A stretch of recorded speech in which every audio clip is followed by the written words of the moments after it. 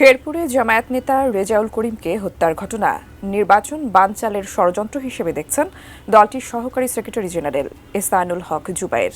রাজধানীর মগবাজারে তাদের কেন্দ্রীয় কার্যালয়ে মন্তব্য করেন তিনি। পরে এর প্রতিবাদে বিক্ষোভ সমাবেশ ও মিছিল করে জামায়াত সহ 11 দল। বিস্তারিত রবিউল ইসলাম রবির রিপোর্টে।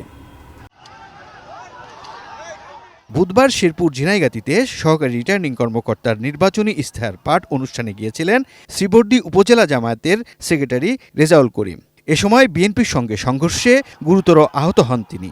হাসপাতালে নেয়ার পর তার মৃত্যু হয়। এর প্রতিবাদে বৃহস্পতিবার দুপুরে রাজধানীর মগবাজার কেন্দ্রীয় কার্যালয়ে সংবাদ সম্মেলন করে জামায়াত। বিএনপির যিনি প্রার্থী তার নেতৃত্বে তিনি উস্কানি দিয়েছেন। সেখানে দলটির সহকারী সেক্রেটারি জেনারেল এহসানুল মাহবুব জুবায়ের অভিযোগ করেন, প্রশাসনের ব্যর্থতা ও বিএনপি প্রার্থীর উস্কানিতেই এই হত্যাকাণ্ড ঘটেছে। পুলিশ ও প্রশাসনের ভূমিকা একপাক্ষিক ছিল বলেও অভিযোগ করেন তিনি। নতুন বাংলাদেশ গড়তে এলো জুলফিকার স্টিল। জুলফিকার স্টিল, ইস্পাত দৃঢ় অঙ্গীকার। গতকালকে ঢাকা চাইরে আপনারা দেখেছেন একজন নারী কর্মীকে আহত করা হয়েছে। বিভিন্ন জায়গায় এই ধরনের একের পর এক ন্যাক্কারজনক ঘটনা বিএনপির সন্ত্রাসীরা ঘটিয়ে যাচ্ছেন। আইন শৃঙ্খলা বাহিনী এবং নির্বাচন কমিশনকে আমরা আহ্বান জানাচ্ছি, তাদের পক্ষ থেকে আমরা দৃশ্যত কার্যকর পদক্ষেপ আমরা আশা করি।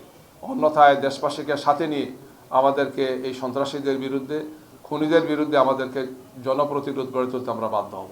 এরপর জোহরের নামাজের পর বাইতুল মোকাররমের উত্তর গেটে অপরাধীদের বিচারের দাবিতে বিক্ষোভ সমাবেশ করে জামায়াত সহ 11 দল। এ সময় বক্তারা বলেন, জামায়াত ও 11 দলের জনজোয়ার ঠেকাতে পরিকল্পিতভাবে এই হামলা চালানো হয়েছে।